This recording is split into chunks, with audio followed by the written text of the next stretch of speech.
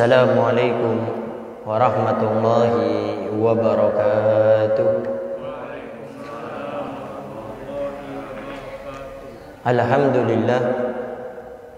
Alhamdulillahi rabbil alamin. Wassalatu wassalamu ala asyrafil anbiya'i wa mursalin sayyidina wa habibina wa syafi'ina wa qurrati a'yunina wa nuri qulubina Muhammad habibi rabbil alamin wa ala alihi wa sahbihi ajma'in. Allahumma salli wa sallim ala sayyidina Muhammad tibil qulub wa dawaiha wa afiyatil abdani wa shifaiha wa nuril absari wa diyaiha wa kutil arwah wa gidaiha wa ala alihi wa sahbihi wa sallim. Allahumma ja'al sarirati khairan min alaniyati wa jalalaniyati salihah, amma ba'du. Al-mukarram wal muhtaram yang sama-sama kita muliakan dan kita hormati selalu, para alim, para ulama, para asatidah, penyambung lisan sekaligus penerus perjuangan Nabi kita Muhammad sallallahu alaihi wa alihi wasallam, yang kita doakan selalu mudah-mudahan para ustadz, para kiai, para ulama, para habaib kita diberikan panjang umur oleh Allah dalam keadaan sehat wal afiyah. Allah Subhanahu wa taala berikan kemudahan kepada beliau baik itu urusan dunia maupun urusan akhiratnya. Allah Subhanahu wa taala jauhkan beliau-beliau semuanya daripada fitnah yang terjadi di akhir zaman ini, insyaallah. Amin amin ya rabbal alamin. Dan juga tidak mengurangi rasa hormat kami kepada segenap para tokoh masyarakat, para sepuh, para ustadz, wabil khusus kepada segenap DKM masjid, wabil khusus kepada segenap para pemuda dan pemudi, yang mudah-mudahan kita semuanya selalu diberikan kemuliaan oleh Allah Subhanahu wa taala. Alhamdulillah, pada sore kali ini Allah Subhanahu wa taala masih memilih kita, memudahkan kita untuk bisa sama-sama ngopi, ngobrol perkara iman, tanya jawab seputar masalah agama, yang mana apabila seseorang itu ingin mendapatkan kebahagiaan di dunia apalagi di akhirat, kuncinya itu harus belajar ilmu agama. Sehingga jangan harap orang itu mau mendapatkan kebahagiaan di dunia apalagi di akhirat tanpa belajar ilmu agama. Orang pengen dapat uang, dia harus bekerja, dia harus memiliki ilmu untuk mendapatkan uang tersebut. Begitu juga orang pengen mendapatkan kebahagiaan di akhirat, dia harus tahu ilmunya, bagaimana saya ini bisa bahagia di akhirat. Sehingga kedua-duanya ini intinya adalah belajar ilmu agama. Tetapi belajar ilmu agama saja tidak cukup kalau kita tidak mau bertanya. Ini yang paling penting. Jadi belajar ilmu agama itu tidak cukup kalau kita tidak mau bertanya. Makanya para ulama mengatakan as-su'alu nisful ilm. Bertanya itu sebagian daripada ilmu. Kita nggak mungkin dapat ilmu kecuali dengan bertanya. Kan banyak kadang kita ini belajar, mau itu belajar masalah ilmu dunia atau ilmu fikih, tasawuf, akhlak, ilmu-ilmu yang lainnya, manakala kita ini tidak bertanya atas apa yang kita tidak pahami, kita nggak bakal dapat ilmunya. Kalaupun dapat, paling keluar kelas hilang, keluar masjid nggak tahu kemana itu ilmu. Makanya kita bertanya ini penting. Nah, program kita ini insya Allah ngopi ini, ngobrol perkara iman ini adalah untuk kita ini tanya jawab seputar masalah agama. Sehingga Al-Fagir saya nggak pengen saya yang lebih aktif. Saya pengen semua para pemuda-pemudinya lebih aktif. Jadi ntar di sini Al-Fagir saya akan memberikan mukadimah sedikit tentang masalah fikih praktis, sejenak sedikit tentang masalah umum juga sedikit. Tapi saya ingin semuanya lebih aktif bertanya kepada Al-Fagir. Sehingga ntar silakan pertanyaannya bebas. Anggap aja ini ngobrol santai, ya. Cuma kebetulan sekarang di masjid. Ntar insya Allah besok-besok kalau ada acara lagi satu awal, cari tempatnya yang enak menurut antum, ya. Nongkrong di warung, ayo. Nongkrong di toko, ayo. Nongkrong di tempat antum, ayo.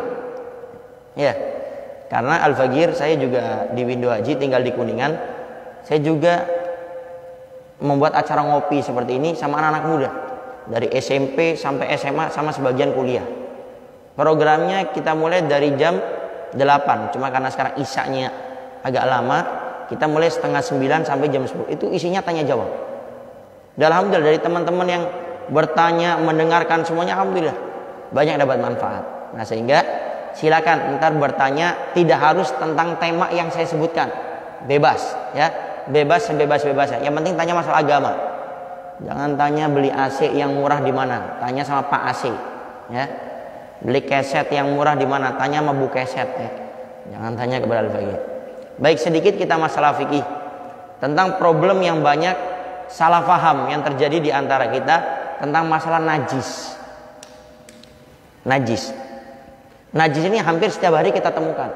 Sehingga kita harus paham, najis itu sebetulnya apa sih? Para ulama menjelaskan kepada kita, najis itu segala sesuatu yang kotor. Kullu syai'in mustaqdar. Segala sesuatu yang kotor, ini cara bahasa. Jadi segala sesuatu yang kotor itu namanya najis. Nah, karena orang pahamnya cuma yang ini, segala sesuatu yang kotor, sehingga ada sebagian orang tuh suka bertanya, Ustadz Habib, kalau saya nginjek ludah najis enggak?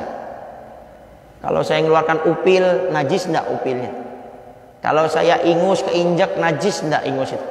Ini kesalahpahaman ini, pertanyaan ini munculnya dari mana? Ya karena itu. Ketidakpahaman mereka arti najis yang sungguhnya. Memang cara bahasa segala sesuatu yang kotor, yang jorok itu najis. Tapi dalam istilah, nah, dalam segi agama, dalam segi syariat, yang namanya najis itu seperti apa? Najis itu adalah segala sesuatu yang kotor, yang tidak menjadikan sholat orang itu sah. Itu najis. Kullu syai'in mustaqdar yamna'u sihhatus shalah, kalau dalam fikihnya. Segala sesuatu yang kotor, yang jorok, yang menyebabkan orang itu kalau kena itu maka tidak sah salatnya. Haitsu lam murahhis. Sekiranya sesuatu itu tidak dimaafkan dalam agama, karena nanti ada keterangannya. Jadi najis itu segala sesuatu yang kotor, yang bisa menyebabkan orang itu kalau kena itu, menginjak itu, memegang itu, membawa itu, sholatnya tidak sah. Nah, jadi di sini dipahami, intinya yang kotor jorok, tapi yang menjadikan sholat kita nggak sah. Kemudian diperjelas sama para ulama, apa saja? Contoh, darah. Darah, kalau orang bawa darah, ya, dia menyentuh darah, di bajunya ada darah, di tangannya ada darah, entar ada perinciannya, itu bisa menyebabkan sholatnya tidak sah. Contoh, nanah. Ada orang kakinya keluar nanah, tangannya keluar nanah, entar ada perinciannya, itu menjadikan sholat orang itu tidak sah.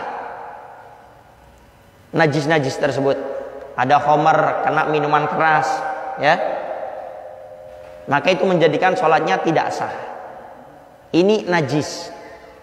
Nah, dari sini kita pahami, berarti kalau itu tidak menyebabkan sholat kita ini tidak sah, maka itu bukan najis yang sesungguhnya.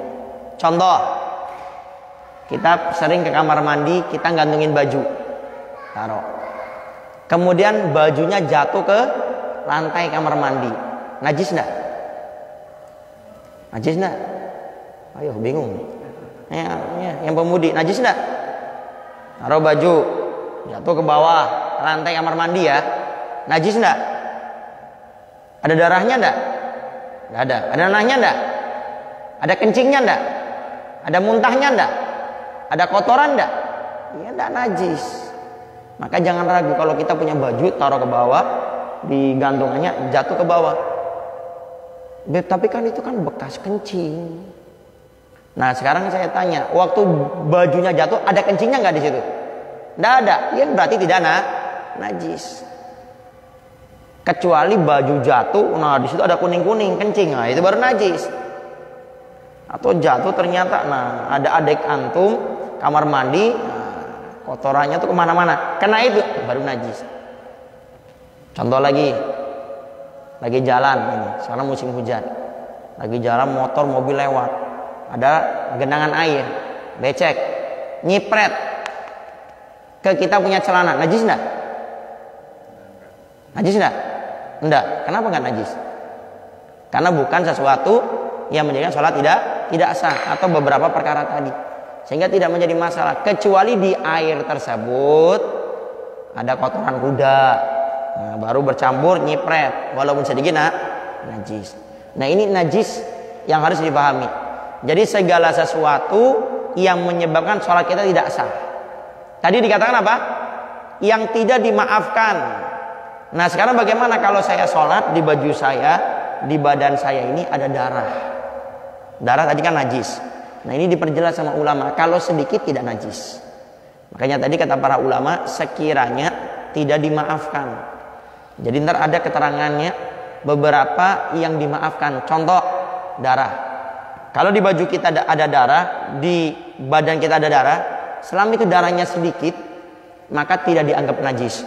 Najis tapi dimaafkan. Jadi jangan ragu.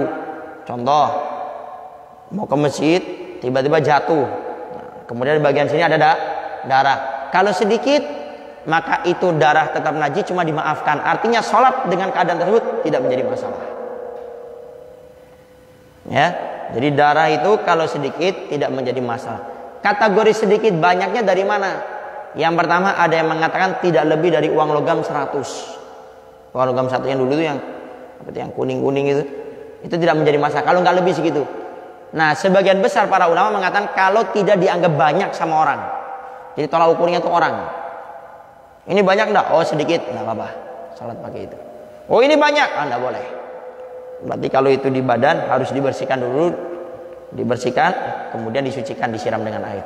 Kalau itu di baju ada darah sini, ambil darahnya, diusap, kemudian siramkan air, disucikan. Jadi tidak mesti harus diganti, ya, karena nanti ada keterangan khusus, insya Allah macam-macamnya najis, ya. Jadi kalau kita ada darah di sini, kebetulan kita lagi main ke rumah teman, anggap di rumah teman nggak ada baju aja, sehingga nggak usah bingung, harus sholat nggak pakai baju lagi, kenapa ada najisnya Ustaz? Itu cukup Anda kalau ada bentuknya diambil, dibersihkan najisnya, kemudian disiram air suci, ya.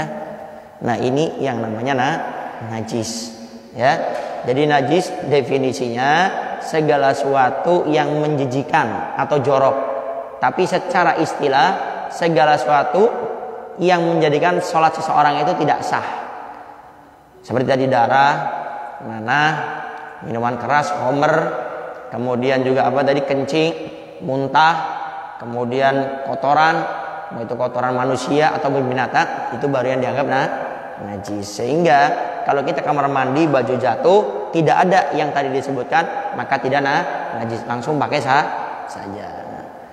Baik, itu fikih praktis kita pada saat ini berkaitan tentang masalah definisi najis dan kesalahpahaman tentang masalah najis. Sedikit kita ingin membahas tentang masalah persahabatan. 3 menit ke depan kita tanya jawab. Sahabat itu siapa? Kan kita ini masih kawala muda ya. Kita kadang-kadang itu suka salah paham masalah teman atau sahabat. Sahabat itu bukan yang setiap kita telepon dia, kita minta datang ke rumah kita, dia meluangkan waktu. Itu bukan sahabat yang sungguhnya. Bukan juga waktu kita lagi butuh duit, kita minjem dikasih. Itu bukan sahabat yang sungguhnya. Bukan juga waktu kita lagi mengerjakan tugas, kemudian kita sakit, kita minta tolong dia buat ngerjakan, dia mengerjakan. Itu bukan sesungguhnya hakikat sahabat. Sahabat itu adalah orang yang selalu mengingatkan kita dalam kesalahan kita. Sahabat itu adalah orang yang selalu berusaha mengingat kita selalu menjadi orang yang baik. Sahabat kita itu adalah yang tidak ingin kita ini bermaksiat kepada Allah. Sahabat itu yang selalu berusaha bagaimana kita ini menjadi orang yang selalu menjalankan semua perintahnya Allah Subhanahu wa taala. Ini namanya sahabat. Sahabat di atas sahabat lagi, kita kan namanya sahabat sejati. Dia adalah orang yang selalu mengingatkan kita walaupun kita benci dengannya, tidak peduli dengan nasihatnya, tapi dia selalu berusaha mengingatkan kita menjadi baik, sampai dia kadang menggunakan orang lain untuk mengingatkan kita. Ini sahabat sejati. Jadi dia tidak pernah putus asa bagaimana kita jadi baik. Kita mengingatkan, dia tidak peduli. Kalau sahabat biasa, ya sudahlah. Neraka dia kok, dosa-dosa dia, bukan urusan saya. Tapi kalau sahabat sejati, dia nggak bakal putus asa. Saya nggak bisa ngingetin dia. Baik. Sahabat sejati, dia akan cari cara. Pokoknya saya tidak rela dia ini berbuat yang jelek. Saya tidak rela kalau dia tidak jadi orang baik. Dia tidak putus asa. Dia cari orang ketiga yang sekiranya bisa mengingatkan dia.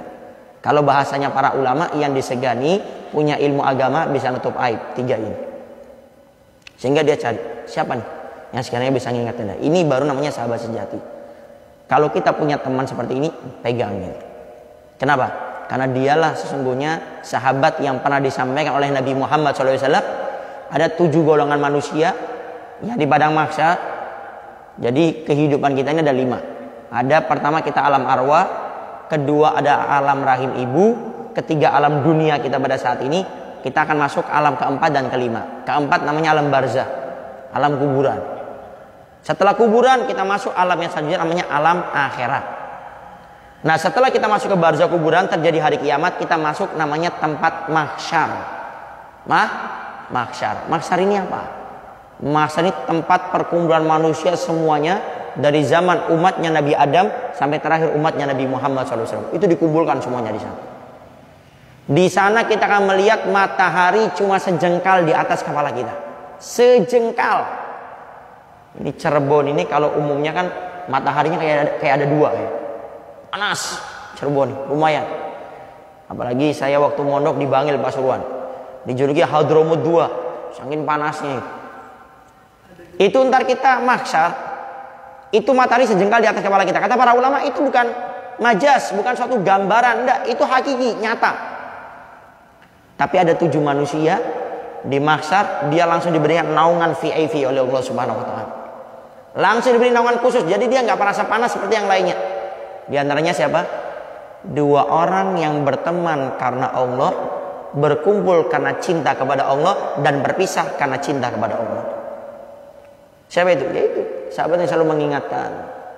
Setiap saatnya selalu mengingatkan dalam kebaikan. Subhanallah, ternyata sahabat kita menikah, akhirnya dia pindah rumahnya. Tapi dia terus selalu menjaga komunikasi, mengingatkan kita akan kebaikan. Itu orang, itu 2 sahabat ini di hari kiamat dia tidak akan kebingungan. Dia akan diberikan naungan khusus oleh Allah Subhanahu wa taala. Nah, itu sekarang kalau kita ingin mendapatkan naungan khusus, caranya sekarang ini ayo kita jalin persahabatan karena Allah. Jangan jalin persahabatan karena uang. Jangan jalin persahabatan karena IQ, kecerdasan dia. Jangan menjalin persahabatan karena dia punya waktu untuk kita. Itu sifatnya semu dan tidak lama. Bersahabatlah karena Allah. Jadi walaupun kita berbuat baik kepada dia, dia tidak balas, kita tidak akan pusing. Kenapa? Saya bersahabat karena Allah kepada dia. Ada orang bersahabat, saya malas sama dia. Coba lihat, malasnya dia ngomong itu kenapa?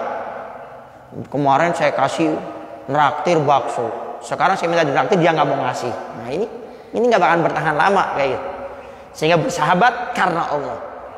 Saya berbuat baik dia karena Allah. Dia nggak balas, itu urusan dia. Yang penting saya berbuat baik kepada dia.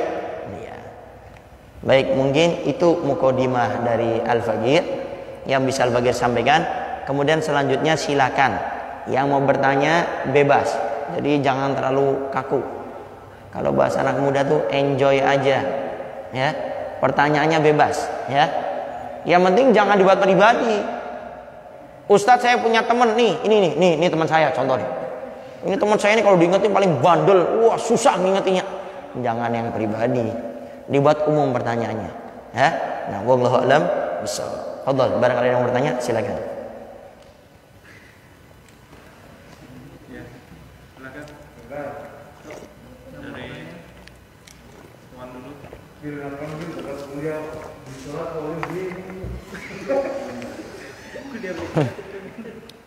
Insyaallah sehat. Nunggu ke Kuningan lama, harus anak yang kesini duluan. Anak pengennya anak kesini tuh ngadirin undangan nikahan antum. Fadhal ya akhwat, boleh. Bebas ya pertanyaan ya. Anggap kita ngobrol santai. Ini bukan majelis taklim ya.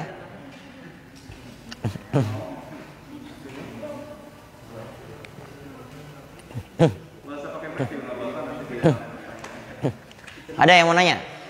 Akhwat? Sok. Dibuat santai aja, jangan terlalu tegang ya. Santai, enjoy ya.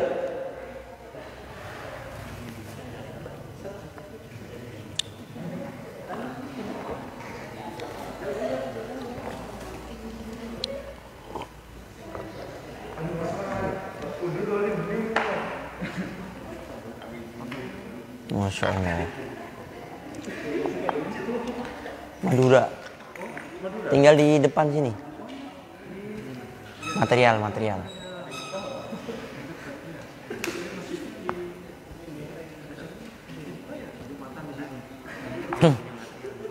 Ntar boleh kalau masalah agama. Alumni Sidogiri, Jawa Timur. Sempat ngajar di Al-Bahjah dulu.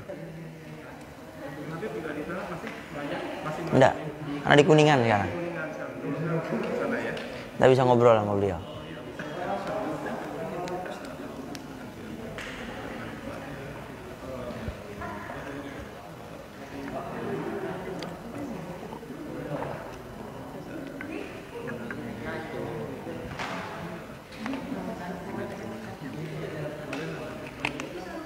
Ayo Iqbal, dimulai dari ini dulu. Nyantai aja, ayo. Santai aja, apa aja yang selama ini mungkin apa ragu-ragu, mengganjal atau apa ya? Silakan.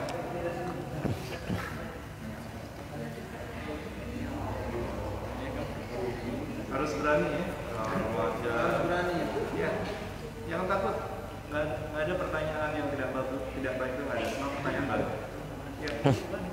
Belajar berani sebelum minta anak perempuannya anak orang ntar.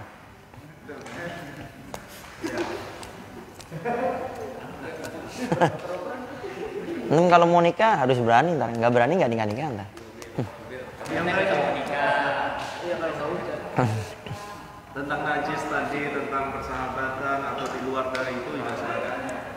Ya. Nah, fadhol. Yang mau tanya? Ada? Ya. Tanya? Oh enggak? Masih malu-malu nih ya. Nah.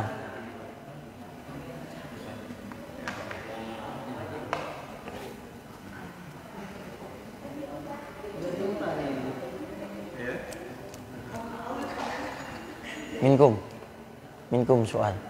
Salam ya. Nah. Apakah benar dengan air wudhu? Apakah dosa-dosa kecil itu terhapuskan?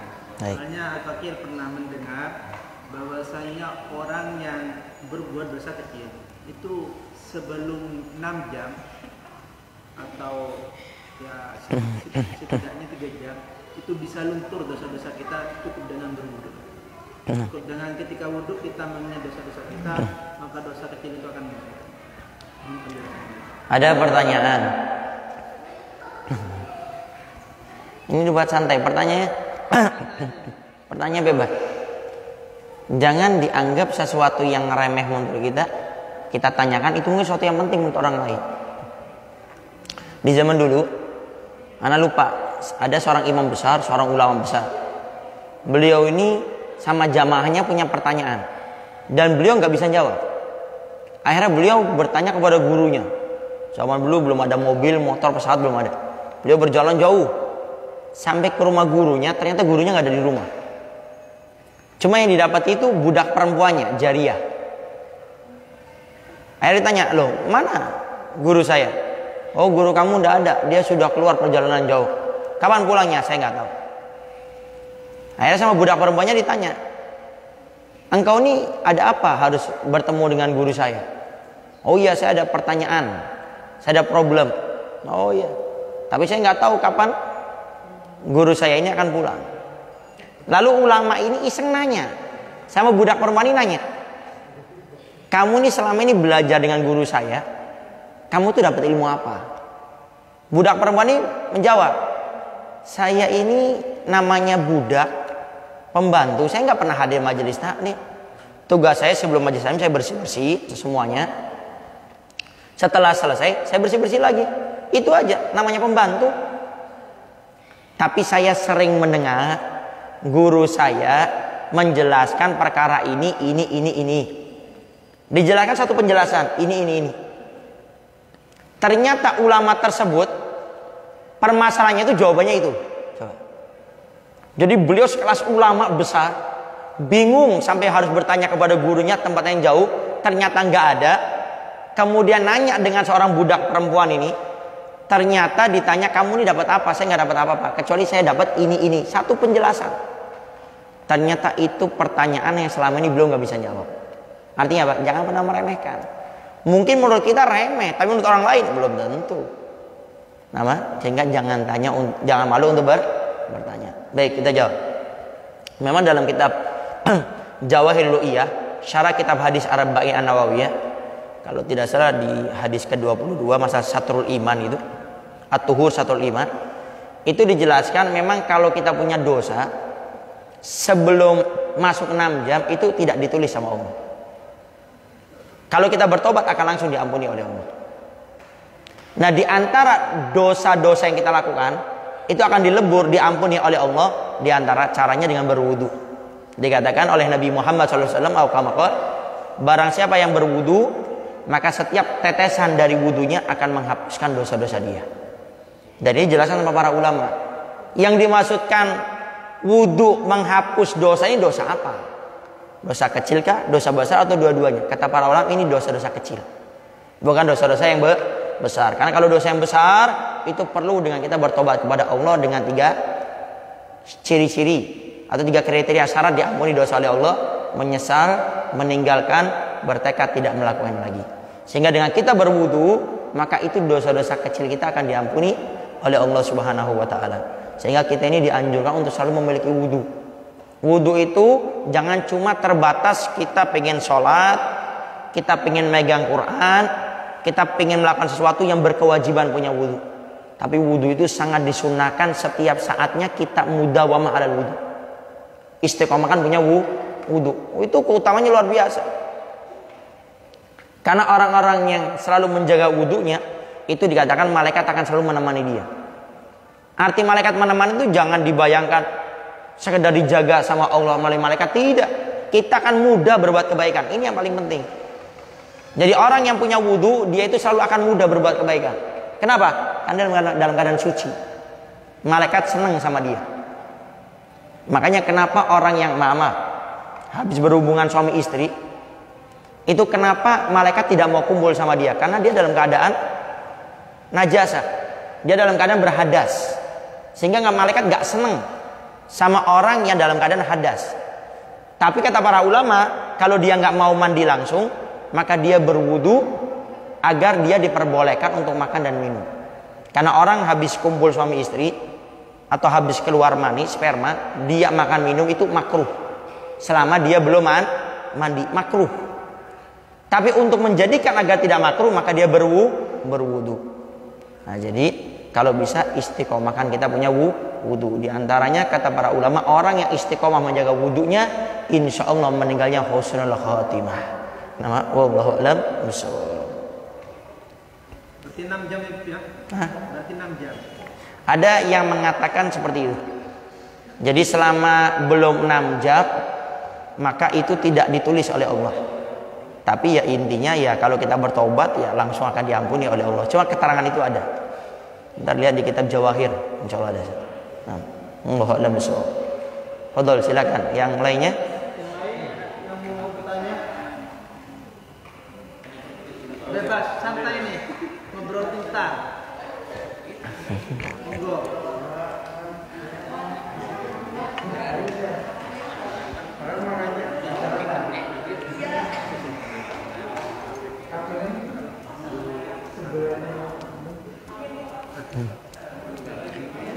Ada yang mau nanya? Kalau yang awam dan Untuk menunggu dari teman-teman beda. ya silakan. Monggo. Ikhwan dulu. Ya, Iqbal. Allah. Kan katanya kencing salah satu najis ya. Iya. Kencing najis. Nah, misalkan kita pergi keluar, nah kita tuh kencing di toilet umum. Nah, kita perasaan kita gitu, celana kita nggak kena cipratan dari air kencing tersebut. Dan kita tuh nggak, ternyata itu kena, dan kita nggak bawa celana ganti gitu. sunnah aja nih. Dan itu dalam waktu sholat, pengen sholat. Karena sering juga gitu terjadi kan, kayak keluar kan kalau orang nggak pernah boleh celana ganti gitu kan, pakai celana panjang. Baik. Ada pertanyaan. Bagaimana kalau kita kencing? Kita sangka tidak ada tetesan itu yang kena atau cipretan. Ternyata tatkala kita mau sholat kita lihat ada nih tetesan. Lalu bagaimana solusinya? Kita mau balik, kita nggak punya celana, kita nggak punya pengganti daripada celana atau sarung. Bagaimana? Sedangkan saya dalam posisi mau sholat. Yang pertama sebelum kita jawab dulu, ini pentingnya kita ini melaksanakan sunnah daripada Nabi kita Muhammad SAW. Sunnah kalau kencing itu posisinya duduk. Ini sunnah. Kenapa kita disunahkan posisi duduk? Itu lebih memudahkan air kencing itu keluar. Karena kalau kita posisinya berdiri, itu biasanya tidak sempurna. Ini dalam posisi duduk. Yang kedua, kita disunahkan kalau kencing di samping duduk, maka hendaknya kita ini berdehem. Kamu berdehem ya. Jadi kalau kita ya, ini sunnah. Kemudian yang ketiga, sunnah waktu kita kencing juga, maaf, hendaknya kemaluan kita itu agak sedikit ditekan. Untuk apa? Mentuntaskan agar kencing kita keluar semuanya. Karena suatu saat di zaman Nabi kita Muhammad SAW, Nabi pernah lewat dengan sahabat-sahabatnya melewati beberapa kuburan. Nabi lihat di depan sana ada 2 kuburan. Nabi katakan itu 2 kuburan sedang disiksa oleh Allah. Yang pertama disiksa oleh Allah karena dia hidupnya suka ngadu domba orang. Kata Nabi, ini kuburan sedang disiksa karena hidupnya suka ngadu domba orang. Jadi dia suka cerita kepada orang lain untuk menimbulkan permusuhan. Itu definisi adu domba, namimah.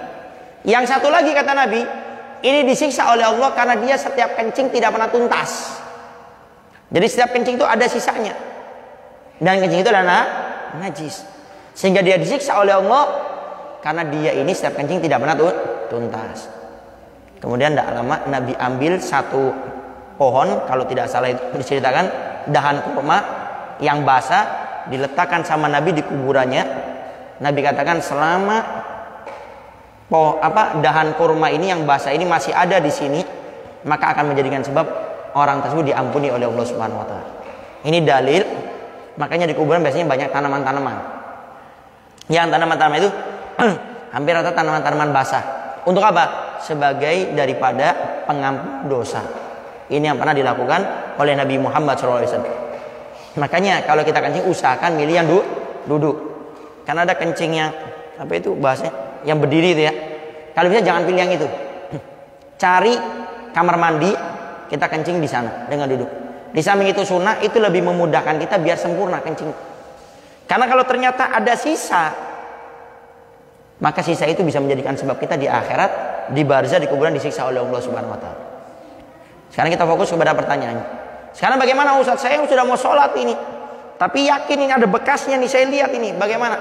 Tidak usah repot, Anda cukup siram itu tetesan air itu, Anda siram atau Anda cipretkan. Sekira baunya sudah tidak ada, suci, Anda langsung sholat.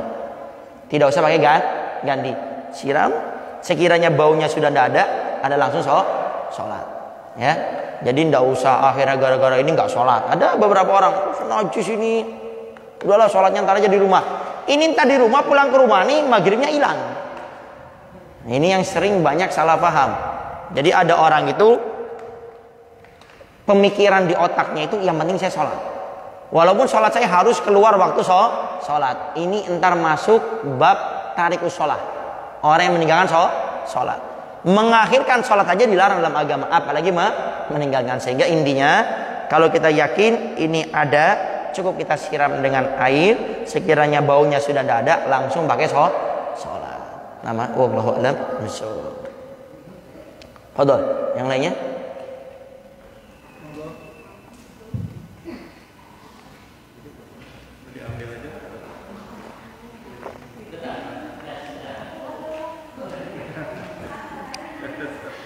Ini Betul. Enggak, silakan. Kalau salah satu dari wudhu kan di tangan tuh. Nah kalau terluka itu bagaimana wudhunya? Atau kalau yang udah terlanjur dipasang gimana? Baik. Ada orang mau wudhu, cuma di tangannya ada luka. Itu bagaimana caranya?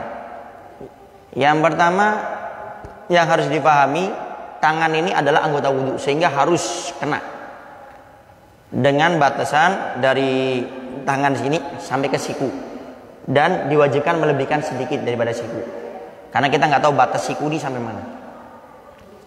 Sekarang kalau seandainya ada luka, nah dilihat lukanya itu di tangan anggota wudhu bukan?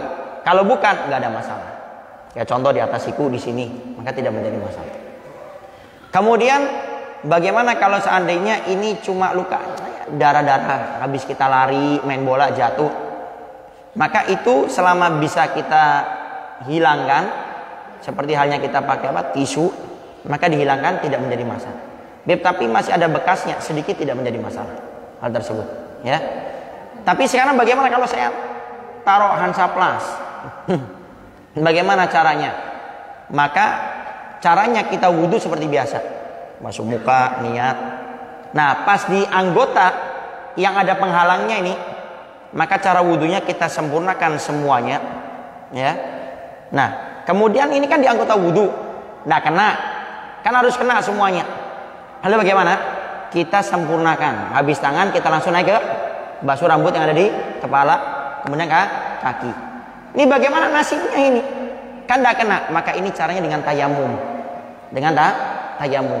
Tayamumnya itu sebagai mengganti anggota tangan yang tidak kena wudhu. Jadi setelah kita basuh wajah, tangan, pokoknya selain yang ada Hansaplastnya wajib kena, ya, wajib kena. Kenakan tangan ini. Nah, pas di sini nih jangan dikenakan. Cukup kita lewati, kemudian basuh yang lainnya. Kemudian kita rambut kepala, kaki, selesai kita bertayamum. Tayamumnya ini sebagai pengganti anggota wudhu tadi yang tidak kena air. Apa ya? Wudhunya satu, cuma didobel pakai tayamum. Ya. Ini sama yang kayak tadi saya punya teman main futsal jatuh, tulangnya bukan retak, patah. Itu langsung dipijet, pasang apa itu? Iya, perban yang pakai kayu-kayu gitu. Nah itu dia dipasang semuanya. Maka bagaimana wudhunya? Tetap wajib wudhu. Basuh wajah, karena tangannya sudah dipasang semuanya, yang bisa kena air, kenakan air. Ini yang lainnya nggak bisa, langsung kita pindah rambut yang ada di kepala, kita basuh kaki. Nah yang ini nggak kena, diganti dengan tayamum. Wallahu a'lam bishawab.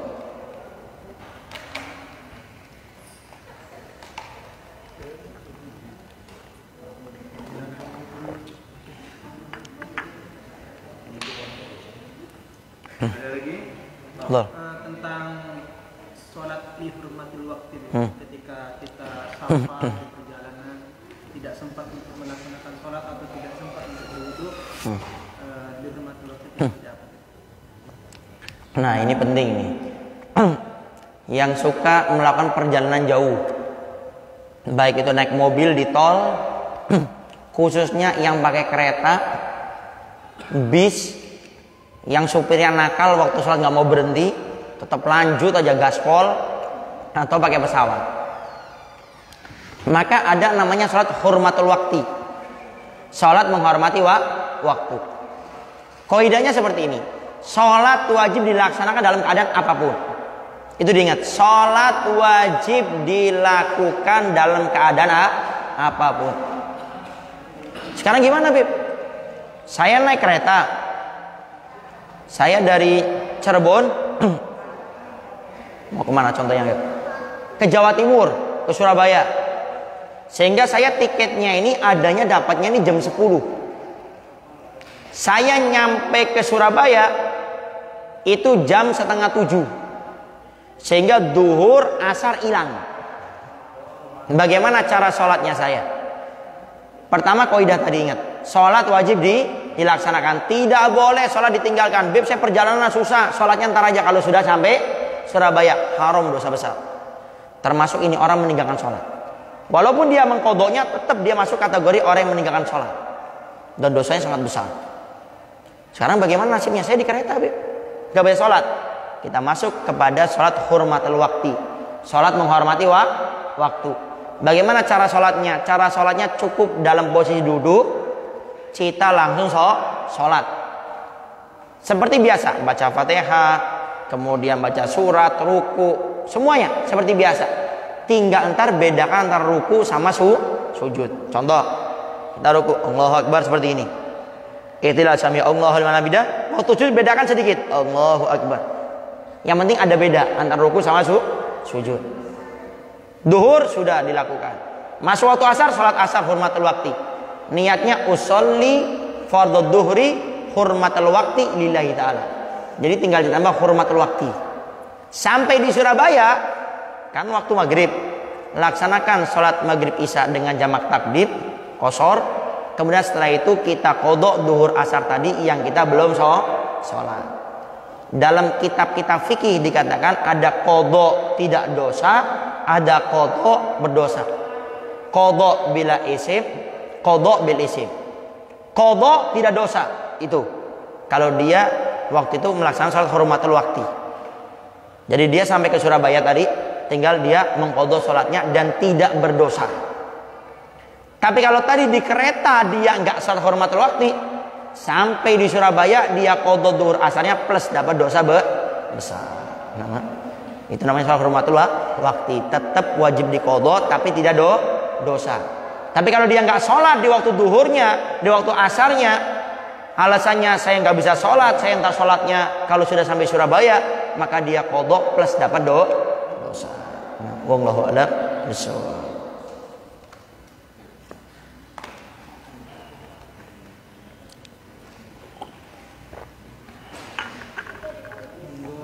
Sudah, yang perempuannya sudah ada? Hah? Oh, ditulis?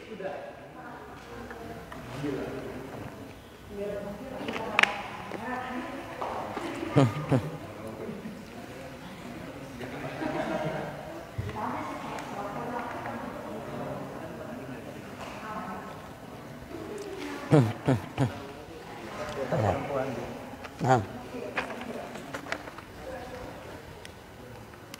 Habis ini nggak usah ditulis lagi, langsung aja, ya. Kalau malu kalau belum kenal, nah, sekarang udah kenal nggak usah malu.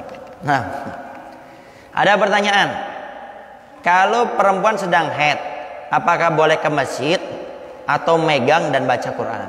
Baik, di dalam kitab-kitab fikih itu diantara larangan perempuan yang haid atau lagi datang bulan, dia tidak boleh masuk ke masjid. Berdiam di masjid hukumnya haram. Tidak boleh. Jangankan masuk, berdiam di masjid. Lewat depan masjid, kalau dia takut mengotori, maaf, takut darahnya itu keluar, itu tidak boleh. Ya. Sehingga perempuan yang haid, dia tidak boleh berdiam di masjid. Lalu bagaimana Ustaz? Saya pengen dengar kajian. Ya cukup kita di luar yang bukan area masjid. Contoh kayak di bagian luar situ. Itu boleh. Pokoknya yang bukan area masjid. Beb, tapi areanya ndak ada, semuanya masjid. Ya cukup cari di luar saja, mendengarkannya lewat sound system, lewat suara luar. Tapi Beb, kayaknya ndak bisa. Saya harus masuk ke masjid. Oh jangan. Kalau maksa masuk ke masjid, pengen hadir kajian atau acara ngopi seperti ini, jatuhnya bukan pahala, dosa. Kenapa? Karena dia termasuk orang yang dilarang masuk masjid kemudian memaksa. Makanya kata para ulama, niat yang baik harus dengan cara yang baik. Saya niat hadir majelis ta'lim, bagus. Saya niat hadir acara ngopi, bagus. Tapi saya haid Ustaz, boleh enggak saya masuk? Enggak boleh. Jadi niat baik harus dengan cara yang baik. Cara baik apa? Mengikuti aturan syariat. Jadi kalau seandainya repot, tidak usah datang tapi dapat niatnya. Karena kata Nabi, innamal a'malu binniyat. Segala sesuatu tergantung niatnya, tapi harus dengan cara yang baik juga. Tapi saya tetap ingin dengarkan, tinggal di luar. Pokoknya area yang bukan masjid. Anda di luar kemudian dengarkan. Itu bukti serius ingin belajar ilmu agama. Sehingga dia walaupun haid tetap dia belajar ilmu agama di mana? Di luar. Yang bukan area masjid. Baik. Kemudian bagaimana perempuan yang haid memegang baca Quran? Perempuan yang haid membaca Al-Quran memegang hukumnya haram. Termasuk larangan perempuan yang haid juga apa? Membaca Al-Quran dan juga menyentuhnya, memegangnya. Itu tidak boleh. Nah sekarang bagaimana Ustadz kalau saya ini termasuk orang yang belajar mengajar Al-Quran, boleh enggak? Ini ada beberapa pengecualian kata para ulama. Paling tidak ada 3 pengecualian perempuan yang haid boleh membaca Al-Quran. Yang pertama bagi mereka yang belajar dan mengajar. Jadi contoh yang akhwat, yang pemudi belajar Quran, maka nggak apa-apa. Tapi ingat, membaca bukan menyentuh. Jadi jangan disentuh Qurannya. Caranya bagaimana? Kita bawa Al-Quran itu letakkan di tas. Niatnya bukan membawa Al-Quran. Niatnya apa? Membawa tas. Sehingga diatur pokoknya jangan megang Al-Quran. Kalau baca untuk mereka yang belajar dan mengajar tidak apa-apa. Saya ngajar Ustaz Al-Quran, tapi saya haid, tidak apa-apa kalau untuk mengajar. Tapi ingat, membaca bukan memegang. Sehingga cara menggantinya bagaimana? Ya dengan alat bantu. Yang penting bukan dengan tangan. Kedua, untuk mereka penghafal Al-Quran, untuk memurojaah, mengulangi hafalannya. Karena kalau orang menghafal Quran itu harus diulang terus. Kalau tidak akan langsung hilang, cepat hilangnya. Sehingga untuk mereka yang penghafal Quran, mengulanginya boleh, bukan menambah. Awas. Mengulangi boleh, bukan menambah. Dan sebagian ulama mensyaratkan tidak boleh keluar suaranya. Contoh, kalau baca Quran, Bismillahirrahmanirrahim, Qul a'udzu birabbin nas. Ini suara nggak boleh keluar. Jadi cukup kita. Seperti itu. Tidak boleh keluar suaranya. Sebagian ulama mensyaratkan tidak boleh keluar suara. Jadi cukup mimiknya kita saja. Yang ketiga adalah untuk perlindungan atau dzikir. Contoh, ini sebetulnya kita bersambung bagaimana hukumnya kalau kita haid baca wirid, baca rotibul haddad, rotibul atos, dzikir-dzikir yang ada. Itu kira-kira boleh enggak? Boleh. Itu pengecualian untuk dzikir. Kemudian juga termasuk yang diperbolehkan adalah untuk perlindungan. Contoh, kita mau tidur, baca ayat kursi, baca kulhu, al-falaq, an-nas, penutup surah al-baqarah, itu boleh bagi perempuan haid untuk perlindungan. Ingat, membaca bukan memegang. Nama wallahu a'lam bishawab. Beda dengan wudu. Kalau laki-laki perempuan yang tidak punya wudu megang Quran tidak boleh, tapi membaca Al-Quran boleh. Bedakan ya. Kalau yang haid tidak boleh megang, tidak boleh membaca, kecuali 3 kriteria orang tadi. Tapi untuk yang nggak punya wudu, itu untuk membaca Quran itu boleh. Mau laki mau perempuan tidak apa-apa. Cuma entar beda pahalanya orang yang membaca Al-Quran punya wudu sama orang yang membaca Al-Quran tidak punya wudu. Itu beda pahalanya. Kemudian juga apa tadi? Nah, kemudian juga bagaimana kalau menyentuh, memegang. Memegang Al-Quran harus pakai wudu. Tapi kata para ulama, kalau ayatnya terjemahannya lebih banyak daripada ayatnya boleh. Kan sekarang kan banyak Quran-Quran terjemah. Itu kalau sekiranya terjemahnya lebih banyak daripada ayatnya, itu diperbolehkan. Atau kata para ulama, tafsirnya lebih banyak. Tafsir. Karena dalam Al-Quran biasanya ada tafsirnya. Kalau kitab tafsirnya itu lebih banyak daripada ayat Al-Qurannya, maka diperbolehkan, tidak menjadi masalah. Tapi kata para ulama tetap lebih baik punya wudu. Kenapa? Untuk memuliakan daripada Al-Quran. Wallahu a'lam bishawab. 2. Contoh dosa kecil yang bisa terhapuskan ketika satu air wudu jatuh pada saat selesai berwudu. Contoh dosa kecil seperti halnya apa?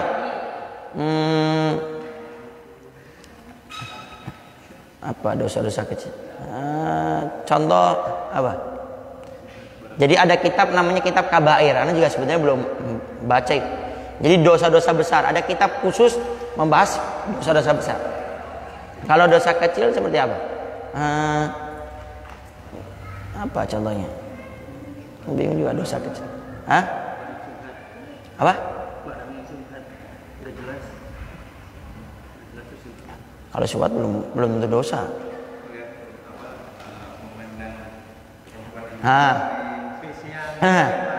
Di antaranya lagi contohnya melihat perempuan dan bukan mahramnya. Itu kan nggak boleh dalam agama. Apalagi yang terbuka auratnya. Maka dengan berwudu itu akan terhapuskan otomatis. Contohnya apa lagi dosa? Apa lagi?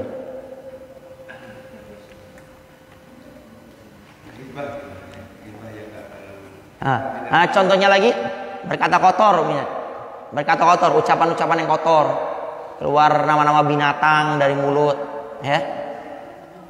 Maka itu bisa terhapuskan dengan yang namanya berwudu. Kemudian mungkin telinga mendengarkan perkataan-perkataan yang tidak pantas. Kalau tadi kita berbicara kotor, yang kedua telinga kita mendengarkan daripada ucapan-ucapan yang kotor, ya. Maka itu akan terhapuskan otomatis dengan wudu.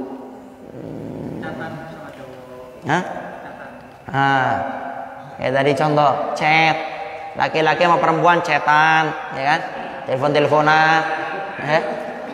Maka itu dengan berwudu akan terhapuskan. Tapi jangan jadi dalil. Oh, nggak apa-apa kayak itu berarti. Saya kan wudu paling nggak sehari 5 kali. Ya saya SMS-an, teleponan, chatan. Ingat, dikatakan la saghirata ma'al israr, kata Nabi.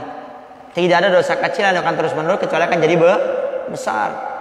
Kalau nggak sengaja atau sesekali hilaf nggak masalah. Kalau sering itu namanya langganan, bukan hilaf.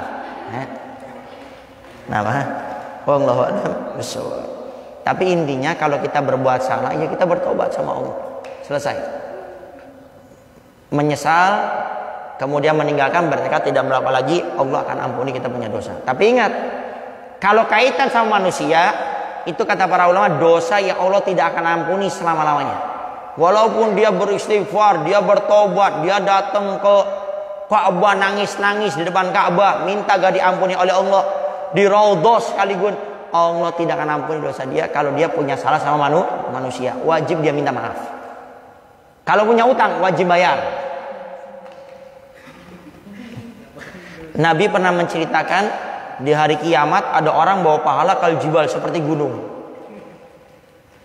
Dikira orang lain ini ahli surga pahalanya nggak kira-kira seperti gunung.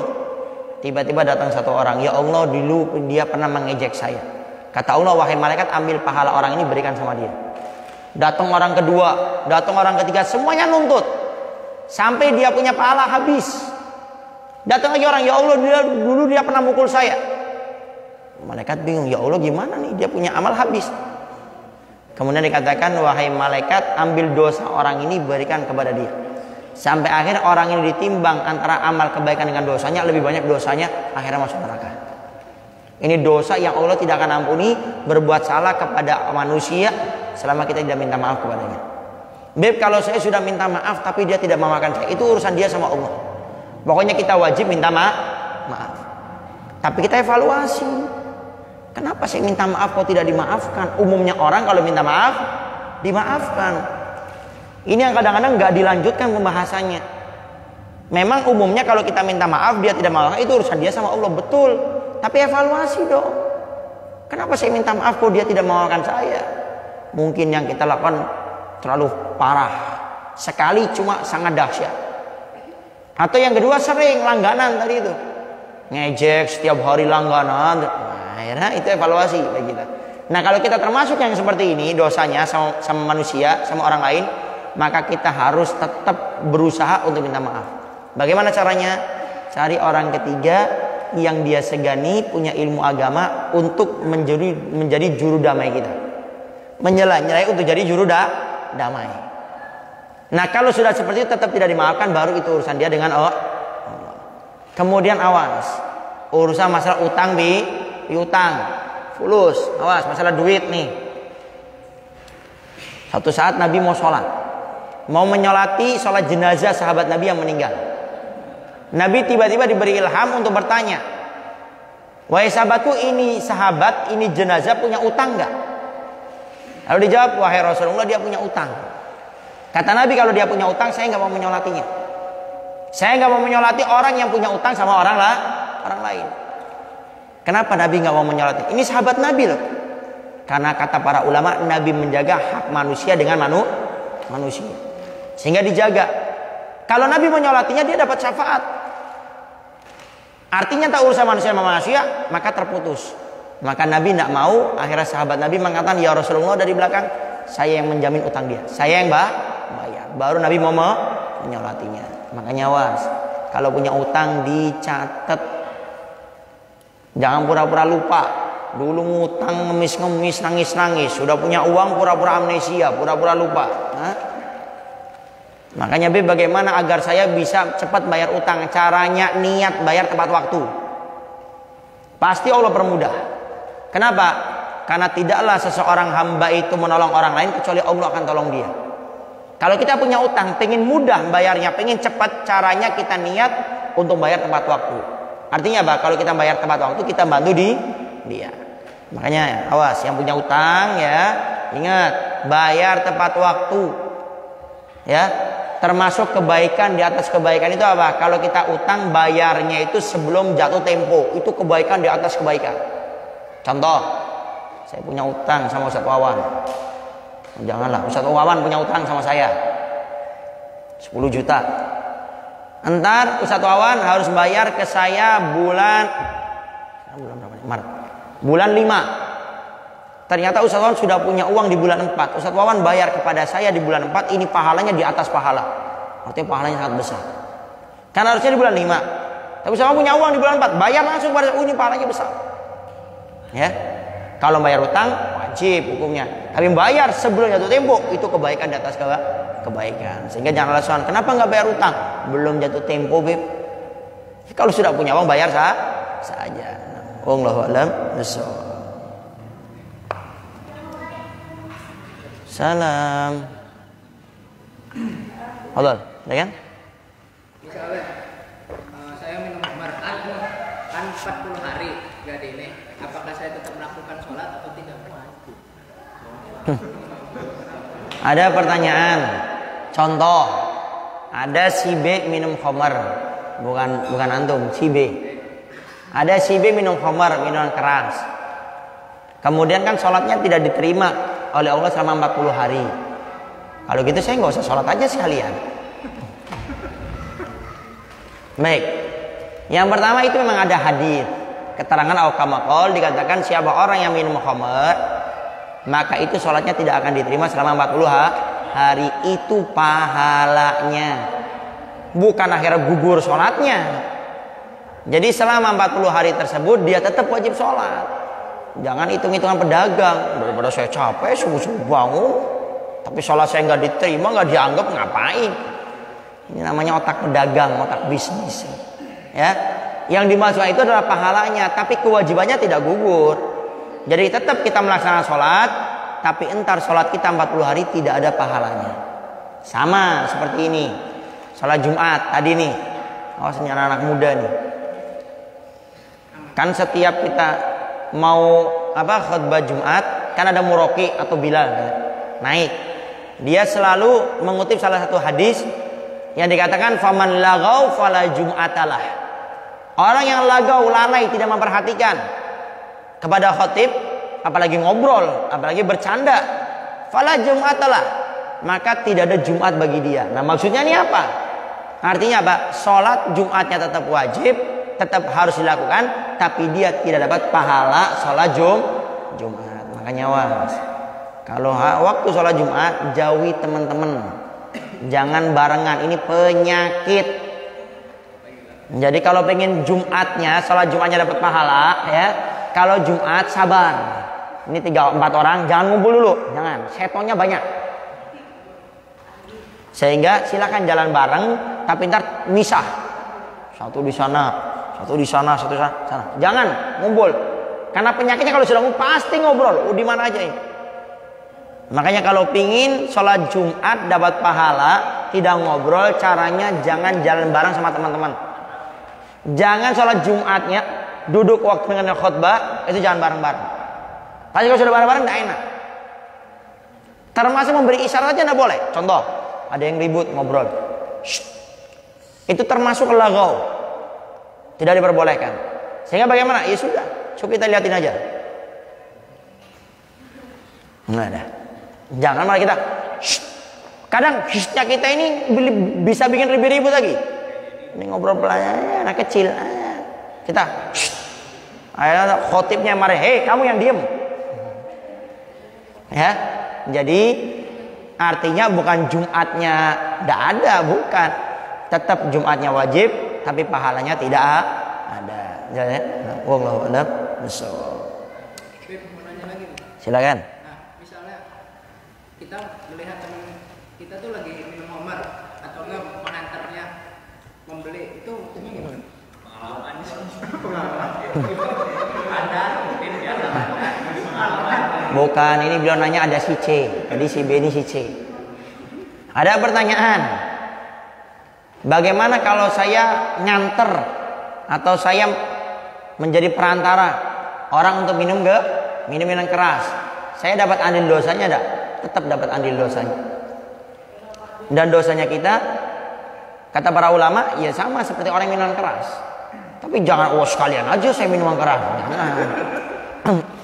Karena kata Nabi, barang siapa yang menunjukkan suatu kejelekan, dia dapat dosa sebagaimana orang yang melakukannya.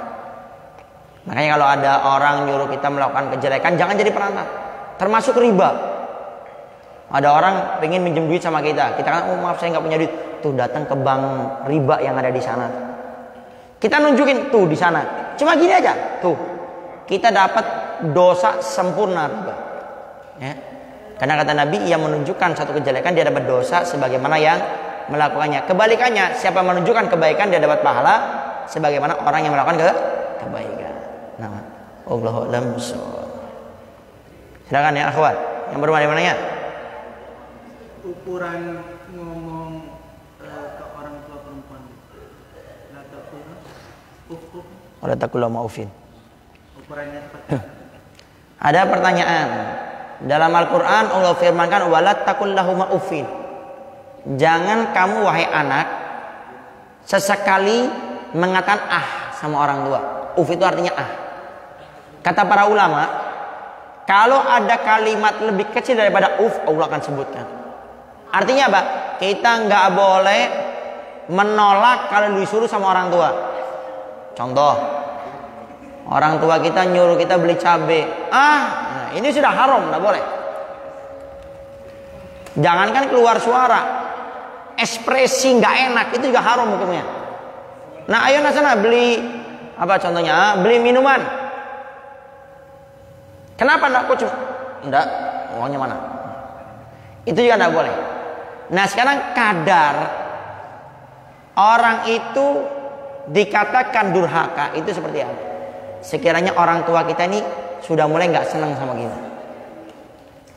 Bisa dengan ucapan atau disuruh cemberut, bisa dengan perbuatan nolak, bisa dengan karakter wajah atau raut muka.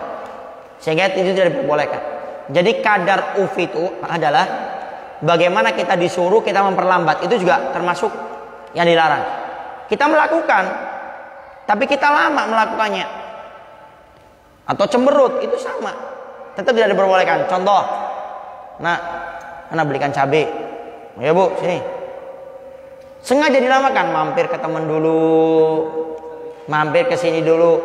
Walaupun mampirnya ke Ustadz Wawan, tetap tidak boleh. Kenapa? Karena kita posisi lagi disuruh sama orang tua. Selesaikan tugas, berikan cabainya, baru mampir. Ya, awas ini penting nih.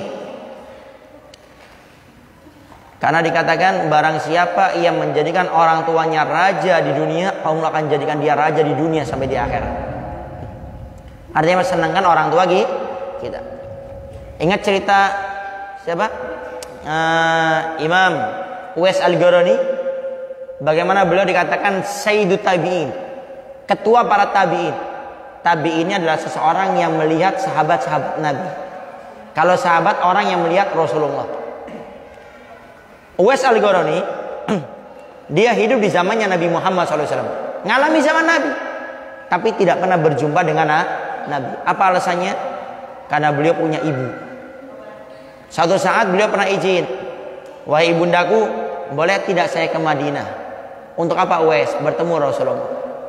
Kata ibundanya, wahai Uwais, saya izinkan, tapi permasalahannya yang jaga saya siapa? Kalau saya makan minum, yang ambil siapa? Yang menyiapkan siapa? Kalau saya mau kamar mandi, siapa yang mau apa saya? Siapa yang akan membantu saya kalau di rumah? Kalau saya sakit lagi, siapa yang bakal menolong saya? Uwais Al-Qarani batalkan. Ketemu siapa? Ketemu Rasulullah, dibatalkan. Kenapa? Karena sangat memuliakan ibunya. Allah buktikan bagaimana orang yang memuliakan ayah ibunya, memuliakan ibunya, dibuktikan oleh Allah. Nabi sebelum meninggal dunia, Nabi berpesan dengan dua sahabat Nabi, sahabat Umar, sahabat Ali. Ya Umar, ya Ali, kalau aku meninggal dunia, cari orang yang namanya Uwais Al-Qarani, sampaikan salamku kepadanya. Sampaikan salamku kepadanya.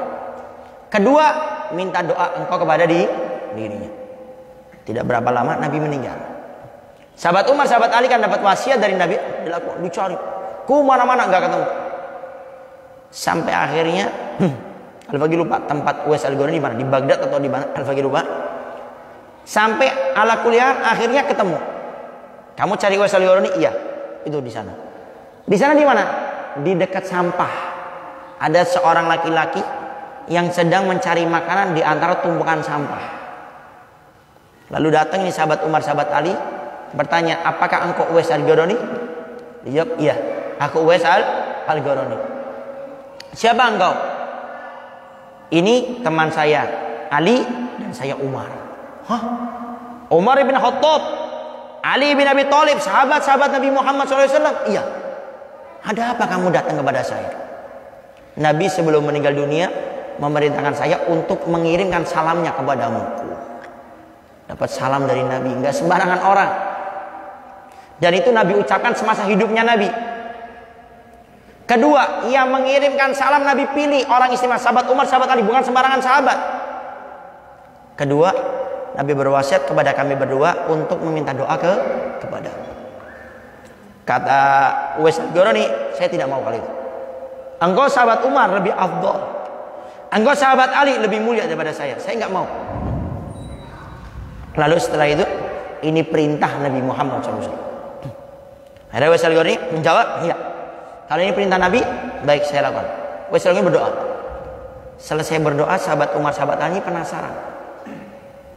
Maaf Uwais Al-Qarani, kamu ini punya amal apa?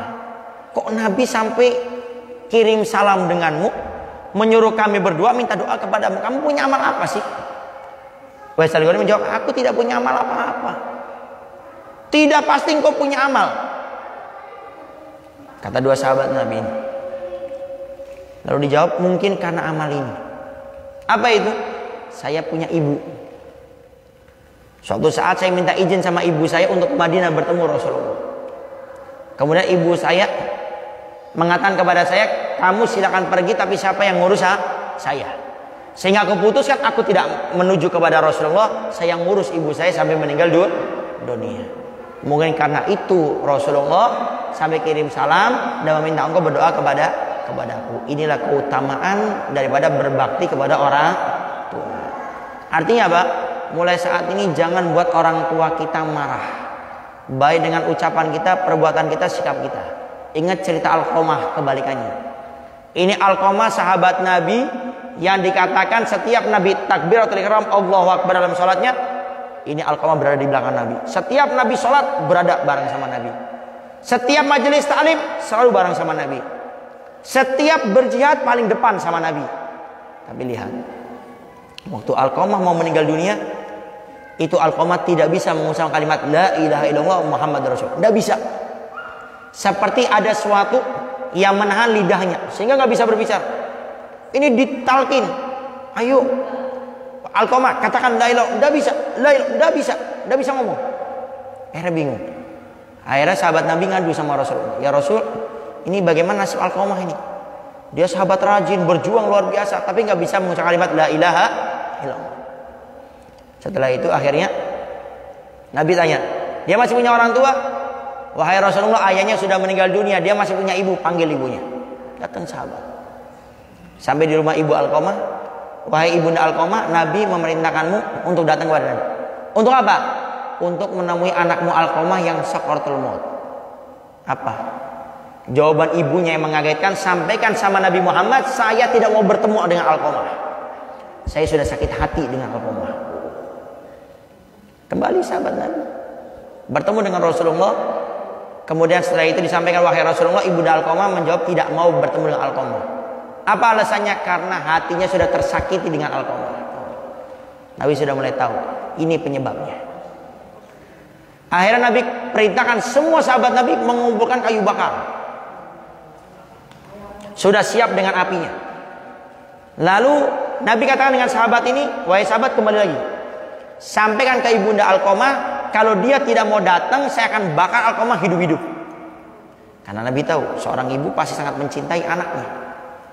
Datang, disampaikan, kaget. Wahai sahabat, sampaikan sama Nabi Muhammad, jangan bakar Alqamah, demi Allah saya sakit hati, tapi saya tetap mencintai anakku Alqamah. Aku akan datang. Ibunda Alqamah datang dan melihat kayu bakar sudah dikumpulkan. Akhirnya ditanya sama Nabi, wahai ibunda Alqamah, kenapa engkau tidak mau datang kepada aku? Wahai Rasulullah, saya sudah tersakiti dengan hatinya Alqamah. Apa yang dilakukan dengan Alqamah sehingga engkau sakit hati? Wahai Rasulullah, Alqamah ini sebagaimana engkau lihat sahabat yang rajin, ahli ibadah, berjihad luar biasa. Tapi wahai Rasulullah, waktu Alqamah menikah, saya minta Alqamah datang ke rumah saya, tidak pernah datang ke rumah saya. Berkali-kali saya minta, tidak pernah datang. Saya sakit hati wahai Rasulullah. Oleh karena itu aku tidak mau tadi menuju Alqamah. Kata Nabi, maafkan Alqamah sekarang. Kalau tidak aku bakar. Akhirnya ibunda Alqamah mengatakan, wahai Rasulullah, saya maafkan Alqamah. Secara langsung Alqamah tiba-tiba yang tadinya tidak bisa mengucapkan kalimat la ilaha illallah Muhammad Rasulullah, langsung otomatis berbicara la ilaha illallah Muhammad Rasulullah, meninggal langsung Alqamah. Coba ingat, ini sahabat Nabi, melihat Nabi, sholatnya sama Nabi, majelis taklimnya sama Nabi, berjihad sama Nabi, kurang ajar sekali dalam seumur hidupnya. Sekali menyakiti hati ibundanya, tidak bisa mengucap kalimat la ilaha illallah Muhammad Rasulullah. Lalu gimana sama kita sebagai anak yang ucapan kita suka ngangkat suara di hadapan orang tua kita, suka nyakiti dengan kata-kata kita, perbuatan kita suka mencederai hati beliau, kadang-kadang sikap kita menyakiti daripada sanubari beliau. Nah, sehingga mulai saat ini ayo perbaiki hubungan kita dengan orang tua kita. Wallahu a'lam bishawab. Baik, mungkin Al-Fagir cukupkan sampai di sini ya.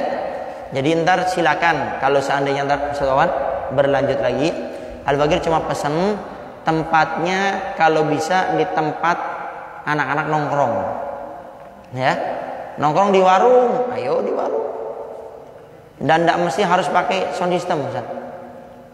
Tapi kalau ada sound system lebih bagus, biar saya nggak usah teriak-teriak ntar. Karena saya di sebagian ngopi, sebagian nggak pakai sound system, cuma masih terjangkau. Cuma kalau sini sana repot juga ntar. Ya, jadi pesan saya, pesan Al-Fagir kalau seandainya berlanjut, silakan ntar cari tempatnya yang nyaman. Ya, di mana anak-anak muda nongkrong, teman-teman antum semuanya sok buat di sana. Ya, dan Al-Fagir standby. Saya tempat nggak pernah rewel, sok silakan di mana. Saya punya beberapa tempat yang masuk gang kecil. Kemudian harus naik ke warung, ya. Tapi di sana mereka semuanya kumpul, karena memang yang kita maksudkan ini kumpul dengan mereka. Bahkan ada waktu itu saya lagi ngopi, saya tidak sebutkan tempatnya, di satu tempat itu yang nanya tuh kayak geremeng, tapi nanya, Jadi kayak gremeng. Saya perjalanan pulang ke rumah dikabarin, Bib, yang tadi nanya tuh lagi mabok. Jadi hadir ke acara ngopi sambil mabok, karena memang yang kita tuju tuh yang seperti itu. Tapi subhanallah besok paginya dia nanya, kapan Habib Novel ngopi lagi di sini? Enak, saya mau tanya-tanya lagi, ya. Nah, jadi ntar silakan kalau seandainya ntar berlanjut, Satu Awan sama siapa yang lainnya, apa Iqbal sama yang lainnya, silakan ntar dimaksimalkan info aja. Info barangkali punya grup-grup WA-nya, telepon, SMS atau datang ke rumahnya.